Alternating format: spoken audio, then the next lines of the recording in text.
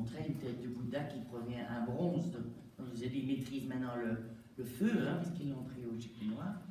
7e siècle, et on a cette aménité bien typique. Voilà un autre, avec de nouveau une sorte de douceur dans le visage. Voilà, donc aménité d'inspiration bouddhiste, essence aiguë de la déformation caricaturale. Voilà encore un autre, celui-là est plus austère, mais il est tout aussi, on va dire, zen. En voilà quelques-uns, avec les différentes poses.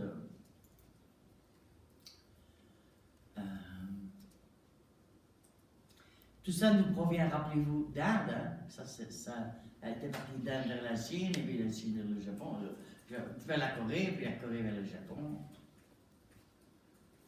Après le 6e siècle de notre ère. Mais dans les années 650, les formes se seront assouplies en même temps qu'enrichies.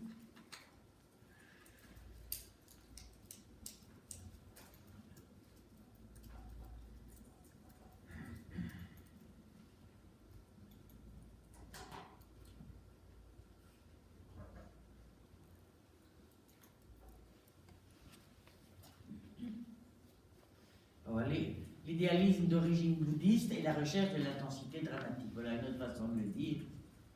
Ça, c'est de votre petit bouquin que je vous ai donné sur la sculpture. Donc ça, c'est en argile. Tête de Bouddha provenant de Nara, ça, c'est en... On prend à l'Inde son style chaste. Physionomie, ce mouvement furieux, sentiment dramatique, puissance. Voilà, ça c'est le terrifiant, le Kapala, gardien de la foi. Donc ça c'est un gardien de temple. Et il est là pour inspirer la terreur, évidemment. Alors, je vous disais que pendant la période Nara, on a au niveau de l'architecture des constructions intéressantes, donc les pagodes, comme celle que je vous montre ici. Mais aussi, vous voyez ici un temple et un pavillon cultuel qui varie un petit peu. Il y a une impératrice au début de la période de Nara. C'est d'ailleurs la dernière impératrice japonaise pour presque 1000 ans. Donc il y a eu une loi qui disait que plus jamais aucune femme ne serait autorisée à monter sur le trône. Cette dernière semblant trop sujette à la dévotion. Qu'est-ce que ça veut dire, dévotion? La dévotion, c'est la pratique de la religion. Il y a un sous-entendu. Ah ben, lui, il était plus coquin, à mon avis. Hein.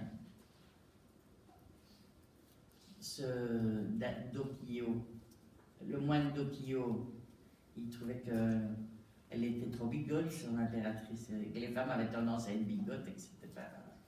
Elisabeth. Hein? Comme Elisabeth, Comme Elisabeth Ier, elle est bigote. la reine d'Angleterre. La reine d'Angleterre.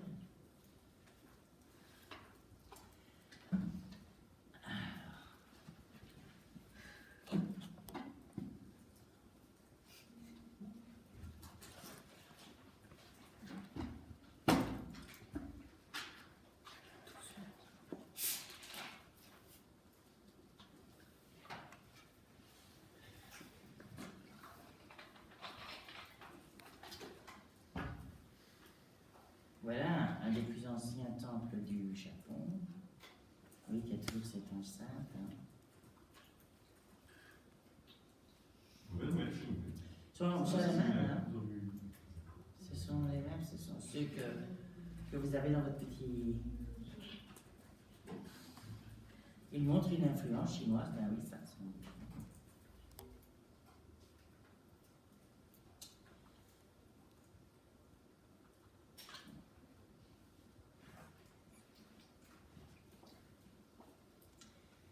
Ici, ils sont carrément inspirés de la tradition coréenne. Alors ça, par contre, je vous ai mis un architecte de 1995, parce que vous voyez comme il s'inspire ce que j'appelle le vernaculaire. Ici, un projet de Beginning of the Trend. Après s'être attaqué au travers de la société machiste japonaise, Mariko Mori se tourne vite vers une œuvre caractérisée par des univers fantastiques teintés du bouddhisme et du shintoïsme, voire du chamanisme primitif. Je ne sais plus ce qui se passait quand on entrait dans son temple, mais c'était assez intéressant. Mariko Mori.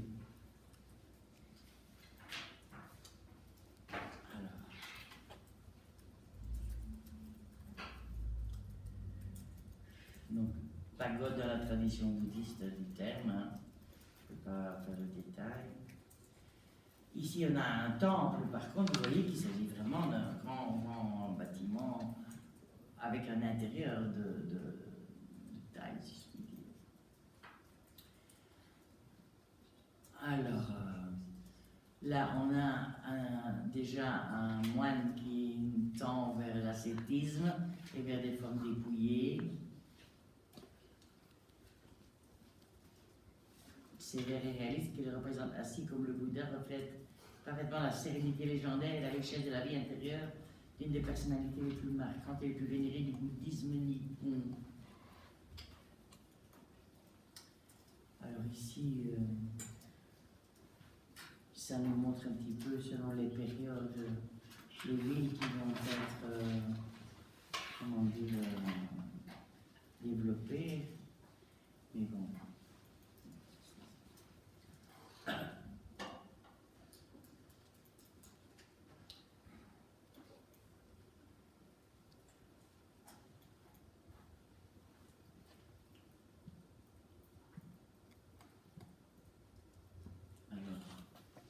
Une grande porte au sud, une porte intermédiaire, pavillon culturel majeur, un pavillon d'assemblée, il y en a deux, un 5, un pavillon encore là, un 6 en réfectoire, une réfectoire ici, 7 tours de la cloche, 8 conservateurs des écritures et 9 couvents.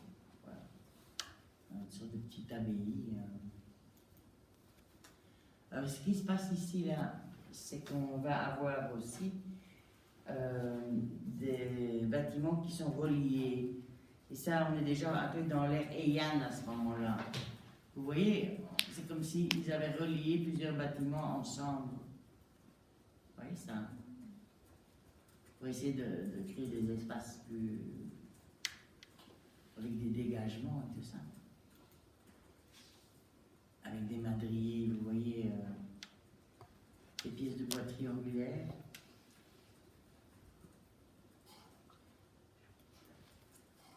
Vous voyez ici, parfois ils devaient se mettre dans les escaliers, les gens, pour...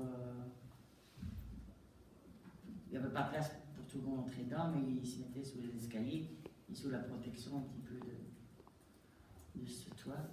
Donc, ajouter un porche ou un dégagement périphérique supplémentaire. Le Japon préfère aménager le Jeing. C'est une grande salle destinée aux fidèles en lui conférant une structure dissymétrique pour laquelle ils durent inventer un comble approprié. Celui-ci porte à 2 structures superposées. Vous voyez, ils sont en train de chercher un petit peu, non? Donc voilà.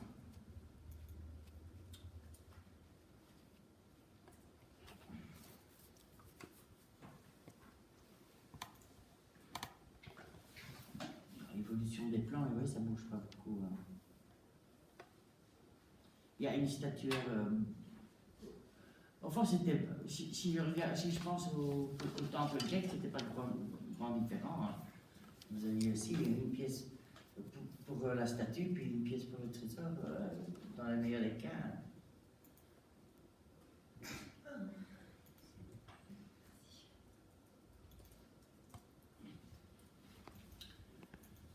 Je ne vais pas vous embêter avec les plans ici. Période Heian. Donc là, c'est cette période dont je vous disais tout à l'heure que c'est une période célébrée pour ses arts, sa poésie, sa littérature. Et donc ça signifie paix, d'ailleurs Heian en japonais. et c'est considéré comme l'apogée de la cour impériale japonaise. Et là, il y a ce fameux Junikoi, comme je vous disais tout à l'heure. Regardez, vous voyez ici, qu'il y a une dizaine de vêtements les uns au-dessus des autres, qu'on décale d'1 centimètre en bas, aux manches, au cou, vous voyez ça? Donc, on est, la capitale part à Kyoto.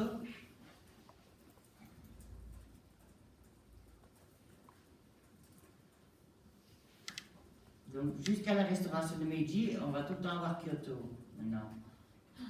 Donc, jusqu'en 1868. Ça va être plus facile, ça. Avec l'islam, ça bougeait beaucoup plus. Donc, c'est au 9e siècle que le puissant chef du clan Fujiwara est nommé régent. On lui place de l'empereur ayant pour présider l'ère Heian. Heian, nom dérivé de la capitale du Japon, le Kyoto actuel. Les nobles occupant des charges à la cour reçoivent des propriétés exemptées d'impôts en guise de rétribution de leurs fonctions. Ces chefs de clans de plus en plus puissants sont des barons féodaux, les daimyo. Donc, les daimyo se constituent une clientèle d'autres propriétaires terriens moins importants, désireux de voir garanti le bon paiement de leur fermage. Donc, si vous voulez, c'est des espèces de recouvreurs de dettes, hein? Des barons, des chefs de clans puissants. Voilà, donc la période Heian.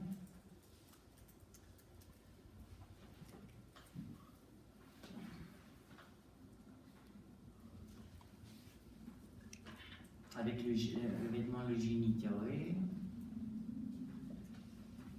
avec un petit phénix là au sommet des toits. Ça, c'est un château.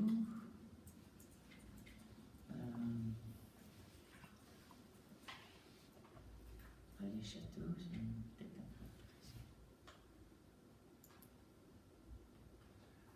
peu. Donc, ces daimons se font construire des super palais et on quitte un peu le religieux pour aller plus vers le Voyage. civil, si vous voulez. Qui se pose là. Voilà, vous voyez de nouveau la superposition. Donc c'est le Jini Itoe avec toutes les robes de différentes couleurs qui se combinent différemment selon les saisons, les circonstances, les goûts. Et ça, c'est porté, bien entendu, par les aristocrates japonaises. Toilette féminine, donc avant, on avait un modèle purement chinois. C'était une tunique avec des manches étroites qui était portée sur une jupe, comme à l'époque des tanks. Je ne sais pas si vous le voyez, la petite jupe et Et là, maintenant, on passe à la dame japonaise Juni Itoe, avec des couleurs superposées de telle manière qu'une bande étroite de chacune soit visible au cou, au poignet et à l'ourlet. Vous voyez ici, comme ça, c'est chaque fois joli. C'est une écrivaine, elle s'appelle Murasaki. Et vous voyez sur quoi est-ce qu'elle écrit? Une petite table. Comme par hasard, en quoi? Une technique bien japonaise. La laque, voilà. Et sur quoi est-ce qu'elle écrit? Comment c'est quoi encore les... Regardez là, c'est une belle feuille. Une belle feuille de papier? Non, c'était comment les rouleaux. L'élégance de la cour est à son zénith durant l'ère Heian, 794-755, art de cour, grande réussite de la culture japonaise. Là encore une autre peinture avec, regardez comme c'est joli là, toutes les, je ne sais pas si vous arrivez à percevoir que tout le long là, on voit tous les, à mon avis pour s'asseoir elle a mis un certain temps. Hein. Vous voyez, pour qu'on puisse bien voir chaque fois les ourlets qui se, tout le long là. C'est pas ravissant, ça. Voilà, je trouve ça ravissant. Voilà un gardien du ciel de l'époque Heian. Ça bouge pas. Hein. Alors, un des grands palais de Kyoto, impérial, avec chaque fois d'immenses parcs. Et donc ça, c'est bien caractéristique donc, de l'époque, les palais.